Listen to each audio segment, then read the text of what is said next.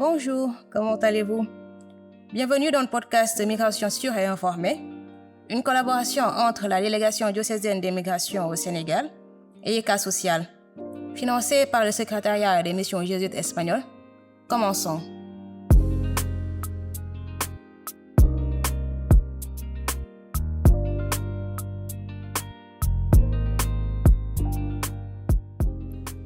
Les femmes représentent aujourd'hui près de la moitié de la population migrante mondiale et leur nombre ne cesse d'augmenter. Cette affirmation, qui à première vue peut sembler contenir peu d'informations, explique une grande partie de l'évolution des flux migratoires et comment la migration féminine a déjà atteint l'importance de la migration masculine à tous les niveaux. En d'autres termes, aujourd'hui les femmes migrent autant que les hommes et leur migration a les mêmes effets économiques. Double problème, être migrant et être femme. Soda, jeune militante et féministe de la diaspora sénégalaise en Espagne, parle de la migration avec une version féminine.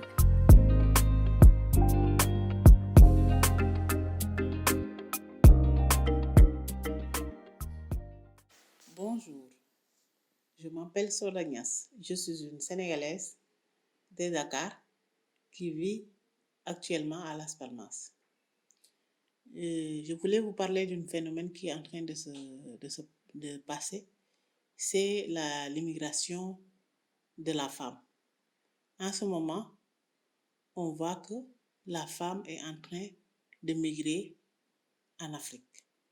Avant, c'était un phénomène réservé seulement pour les hommes. Mais en ce moment, on voit que la femme est en train de migrer. Et les conséquences de cette migration sont que la femme en Afrique est le socle de la famille. Si le socle de la famille n'y est plus, il n'y a plus de famille, il n'y a plus de société. Et c'est ce qui est en train de se passer. Et la migration de la femme, ceux qui migrent et passent par la route, en général, passent par le Maroc, passent par la Mauritanie, passent par l'Algérie. C'est la migration terrestre. Et ceux-là qui passent par ces routes sont victimes de violences. Violences faites sur les femmes. Au Maroc, la majorité des femmes qui passent par la route marocaine sont violées. Ils sont violés non pas par un, mais par plusieurs. La majeure partie de ces femmes qui quittent leur pays d'origine, que ce soit le Sénégal, la Guinée, le Burkina, la Côte d'Ivoire, pour aller en Espagne ou en Europe en général, sont victimes de viols et de viols collectifs. Donc, toutes ces femmes, non seulement risquent d'être violées en venant en Europe sur leur chemin, donc ils quittent, la majeure partie quittent leur pays d'origine sans enfants et arrivent en Europe soit enceintes, soit avec un enfant entre les bras, soit avec un traumatisme qu'on ne peut pas expliquer, qui leur suit toute leur vie. Parce que c'est difficile d'être violé par une seule personne, mais imaginez le choc émotionnel, physique qu'une femme peut subir en étant violée par plusieurs hommes. Si au Maroc, la chose la moins douloureuse qui peut arriver, c'est que la police marocaine te capture et te met en prison. Sinon, avec tes douleurs physiques, avec des blessures, tu risques d'être reconduit jusqu'à la désert du Niger, à des kilomètres où il n'y a ni voiture, ni aucun autre moyen de transport pour pouvoir sauver ta vie, et sans nourriture et sans eau, dans un désert où il peut faire plus de 40 degrés. 40 degrés. Tu es jeté là-bas avec tes blessures. Ça, sont les conséquences. Et ce qui se passe en Maroc se passe aussi en Algérie. Moi, j'ai vu une femme. Non, c'est son mari qui me l'a raconté.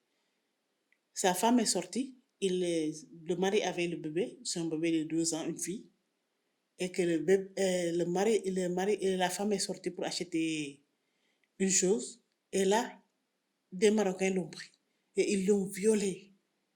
Il est revenu tout ensanglanté. Tout son corps avait des blessures et il était en sang. Quand il est arrivé, son mari a voulu déposer son bébé et aller voir les mecs. Et elle l'a supplié en lui disant que je ne veux pas subir ça, cette violence physique. Et en plus de ça, perdre mon mari. Parce que si tu y vas, tu sais que tu es en Maroc et on va te tuer.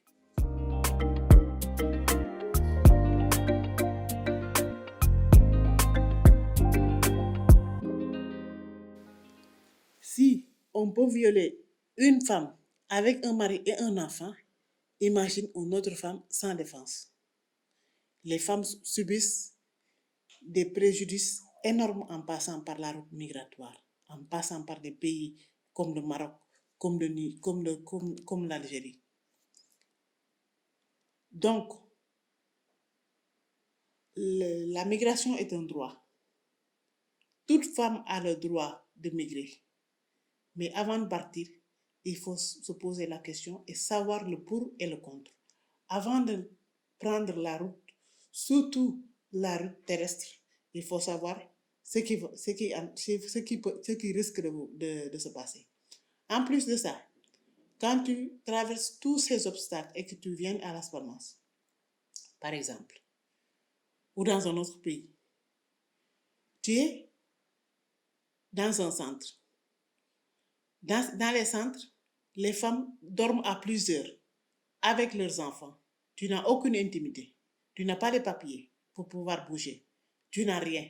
Et on risque, si tu as un enfant, de te séparer de ton enfant pendant des mois. Une femme ici a été séparée de son enfant pendant 11 mois pour attendre des tests d'ADN. 11 mois séparée de son enfant. L'enfant était tout le temps en train de pleurer. Et sa maman également. Sont aussi les conséquences. Après, si tu es transféré à la péninsule, c'est-à-dire en Espagne, là-bas aussi, tu es encore dans un centre et tu n'as pas les moyens de travailler parce que tu n'as pas les papiers. Et que quand tu n'as pas les papiers, personne ne t'embauche parce que tu n'es pas légal. Et tu risques de rester ici pendant 3 ans sans travail, vivre en dépendant d'un centre. Et dans ce centre, on te donne le minimum. Tu n'as aucune intimité, tu ne peux pas travailler pour aider ta famille qui est restée au pays. Toutes ces conséquences-là sont les aléas de la trajectoire migratoire. Et il faut être conscient de ça. Peser le pour et le contre. Et voir si je veux subir tout ça, être violée par plusieurs, en risquant de perdre ma vie, être déportée dans le désert, loin de tout moyen de pouvoir survivre, ou bien rester à mon pays, lutter avec les moyens du bord pour pouvoir aller de l'avant. C'est ça que je tenais à vous expliquer, parce que ça, c'est la route migratoire. Il faut que nous tous, nous avions tenons conscience de ce qui est en train de se passer.